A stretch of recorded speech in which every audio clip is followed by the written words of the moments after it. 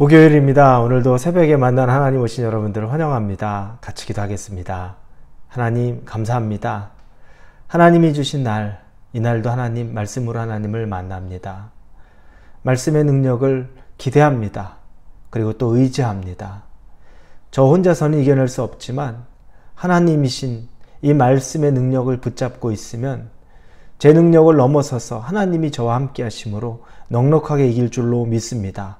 세상에 시험도 많고 우리의 마음을 낙심시킬 만한 것도 많고 우리의 영혼을 피폐하게 할 만한 것도 너무너무 많습니다. 그럼에도 불구하고 세상을 이기신 예수 그리스도의 능력, 즉 하나님의 말씀이 우리 가운데 임할 때, 나에게 임할 때 이 모든 것을 이기고 극복하고 하나님이 원하시는 그 믿음의 분량만큼 성장해 갈 것을 믿습니다. 오늘도 말씀 주신 것 감사하며 예수님의 이름으로 기도합니다. 아멘. 오늘 우리에게 주시는 말씀은 다니엘입니다. 다니엘 4장 19절에서 28절까지의 말씀입니다. 다니엘서 4장 19절에서 28절입니다. 다니엘서 4장 19절부터 우리 같이 읽겠습니다. 벨드사살이라 이름한 다니엘이 한동안 놀라며 마음으로 번민하는지라 왕이 그에게 말하여 이르기를 벨드사살아 너는 이 꿈과 그 해석으로 말미암아 번민할 것이 아니니라. 벨드사살이 대답하여 이르되 내 주여 그 꿈은 왕을 미워하는 자에게 응하며 그 해석은 왕의 대적에게 응하기를 원하나이다. 왕께서 보신 그 나무가 자라서 견고하여 지고 그 높이는 하늘에 닿았으니 땅끝에서도 보이겠고 그 잎사귀는 아름답고 그 열매는 많아서 만민에 먹을 것이 될 만하고 들짐승은 그 아래에 살며 공중에 나는 새는 그 가지에 깃들었나이다. 왕이여 이 나무는 곧 왕이시라. 이는 왕이 자라서 견고하여 지고 창대하사 하늘에 닿으시며 권세는 땅끝까지 미치심이니이다. 왕이 보신즉 한 순찰자 한 거룩한 자가 하늘에서 내려와서 이르기를 그 나무를 베어 없애라. 그러나 그 뿌리의 그루터기는 땅에 남겨두고 쇠와 놋줄로 동이고 그것을 들풀 가운데에 두라. 그것이 하늘 이슬에 젖고 또 들짐승들과 더불어 제 몫을 얻으며 7대를 지내리라 하였나이다. 왕이여 그 해석은 이러하니이다. 곧 지극히 높으신 이가 명령하신 것이 내 주 왕에게 미칠 것이라. 왕이 사람에게서 쫓겨나서 들짐승과 함께 살며 소처럼 풀을 먹으며 하늘 이슬에 젖을 것이요 이와 같이 7대를 지낼 것이라. 그때에 지극히 높으신 이가 사람의 나라를 다스리시며 자기의 뜻대로 그것을 누구에게든지 주시는 줄을 아시리이다. 또 그들이 그 나무 뿌리에 그루터기를 남겨두라 하였은즉 하나님이 다스리시는 줄을 왕이 깨달은 후에야 왕의 나라가 견고하리이다. 그런즉 왕이여 내가 아뢰는 것을 받으시고 공의를 행함으로 죄를 사하고 가난한 자를 긍휼히 여김으로 죄악을 사하소서. 그리하시면 왕의 편안함이 혹시 장구하리이다 아니라 이 모든 일이 다 느부갓네살 왕에게 임하였느니라. 아멘. 느부갓네살 왕이 두 번째 꿈을 꿉니다. 그 꿈을 다니엘이 와서 해몽해 줄 것을 요청합니다. 왜냐하면 첫 번째 꿈과 해몽까지 다니엘이 완벽하게 했기 때문에 이 두 번째 꿈에 대해서도 느부갓네살 왕은 다니엘에게 해몽을 말하는 겁니다. 이번에는 꿈의 내용을 자신이 말합니다. 왜냐하면 다니엘의 능력을 알기 때문에 그가 꿈 해몽을 엉망으로 할 것이라는 생각을 하지 않고 확실하게 할 것을 압니다. 그는 두 번째 꿈을 꿨는데 그 역시 꿈꾼 이후에 마음의 번민, 마음이 심란해지고 걱정이 드는 그 꿈을 꾸었습니다. 꿈의 내용은 그가 큰 한 나무가 바벨론 땅에 서 있는 것을 보았습니다. 그 나무가 계속 쭉쭉 자라기 시작하면서 어느덧 그 나무가 하늘에까지 닿을 정도가 돼서 땅끝에서 봐도 그 나무가 보일 정도로 그 나무는 엄청나게 커집니다. 그러자 그 나무 밑에 들짐승들이 다 기거하고 새들이 나와서 깃들고 그러면서 모든 짐승들이 그 나무에 주렁주렁 맺어져 있는 열매와 그 모든 것들을 취하고 삽니다. 그 나무가 그렇게 큰 나무가 된 겁니다. 그때 한 순찰자가 하늘에서 내려옵니다. 그는 아주 신령한 하나님처럼 보입니다. 그 순찰자가 명령을 합니다. 그 나무를 베고 가지를 자르고 그리고 잎사귀를 떨구고 그 열매를 해치고 짐승들을 다 그곳에서 떠나게 하고 새들도 떠나게 하라라고 명령을 내립니다. 그 순찰자는 하나님이십니다. 그러나 그 나무의 뿌리와 그루터기는 남겨두라고 말합니다.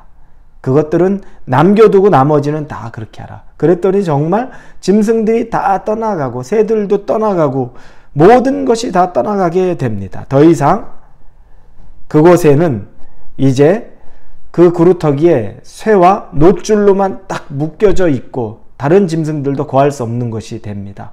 피폐해진 거죠. 그리고 나서 하늘의 이슬이 그 쇠와 놋줄, 그 그루터기 가운데 촉촉히 젖게 됩니다. 이 이야기를 하는데 이 이야기가 어떤 것인가, 이 꿈이 어떤 것인가 라는 그 내용을 다니엘이 해석을 하기 시작합니다.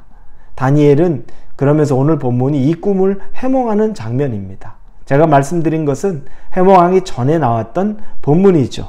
4장 1절부터 나온 내용을 제가 말씀드린 겁니다. 이 꿈은 결국 느부갓네살에 대한 내용이라고 다니엘이 아주 조심스럽게 걱정하며 이야기합니다. 저는 이 꿈이 다른 나라, 다른 왕에 대한 이야기였으면 좋겠습니다 라고 이야기하며 이 꿈 해몽을 시작하는 겁니다. 그런데 그 꿈은 느부갓네살에 대한 이야기입니다. 그 나무는 느부갓네살을 상징합니다.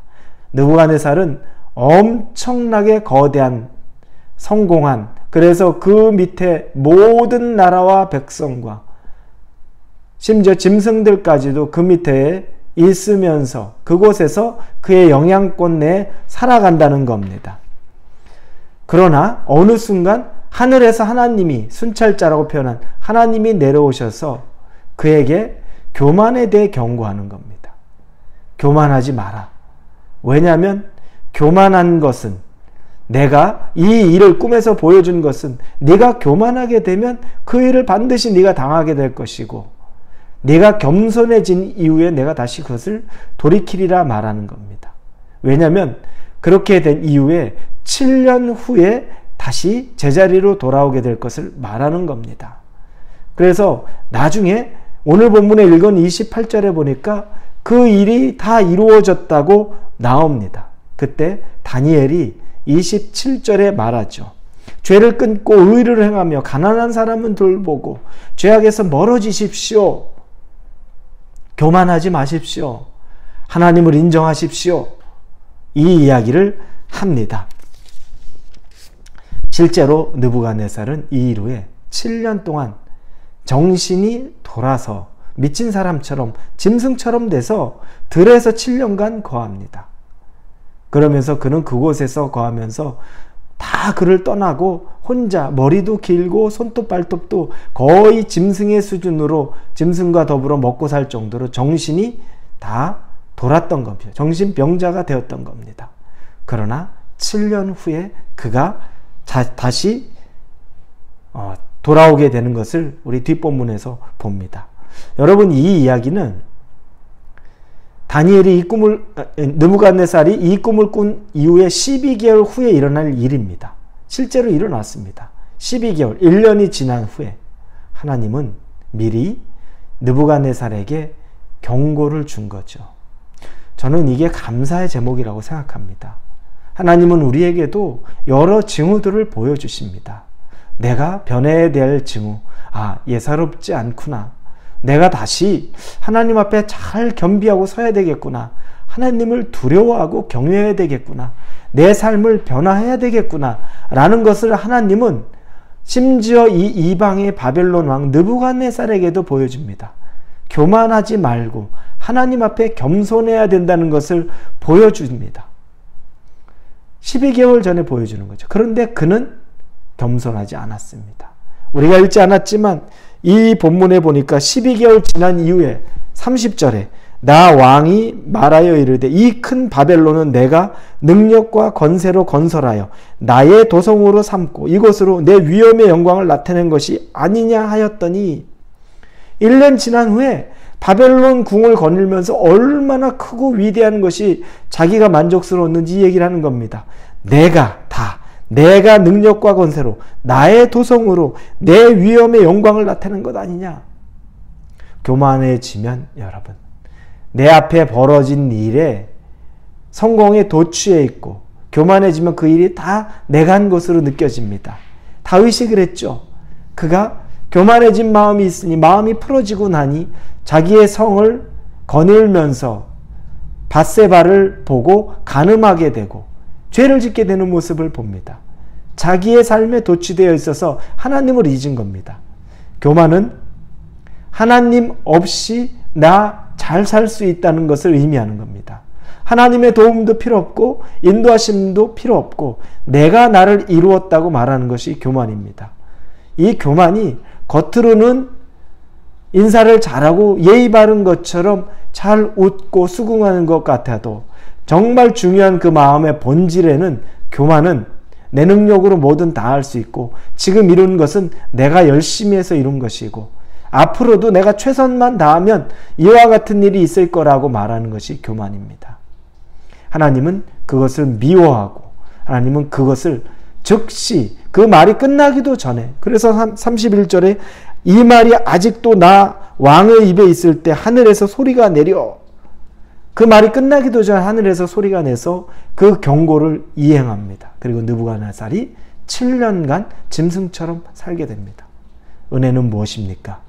그러나 은혜는 하나님이 그루터기와 뿌리는 남겨두었다는 겁니다. 다시 돌이키면 살 수 있는 기회를 주신다는 겁니다. 우리에게도 여러분 그루터기와 뿌리는 남겨둡니다. 하나님은 늘 사랑이십니다. 우리에게 기회를 주십니다. 여러분 혹시 돌이킬 수 있는 기회가 있다면 지금 돌이키십시오. 교만에서 멀어지시고 오직 하나님만 여러분의 인생의 주인 되었음을 고백하실 수 있기를 예수님의 이름으로 축원합니다. 기도합니다. 하나님 기회를 주심에 감사합니다. 그루터기와 뿌리를 남겨두심에 감사합니다. 회개하고 철저하게 하나님 외에는 살 수 없음을 고백합니다. 예수님의 이름으로 기도합니다. 아멘.